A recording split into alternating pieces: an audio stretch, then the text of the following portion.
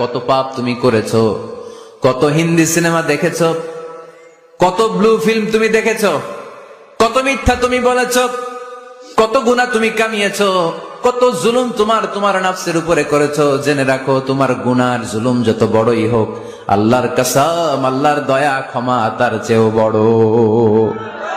জায়নামাজ বিছিয়ে দাও, চোখের পানি ছেড়ে দাও, কেঁদে কেঁদে আল্লাহরে বলো, আল্লাহ আমি ছাড়া এই দুনিয়ায় তোমার কোনো গোলামের অভাব নাই, অনেক গোলাম আছে, কিন্তু তুমি ছাড়া মাওলা আমার আর কেউ নাই।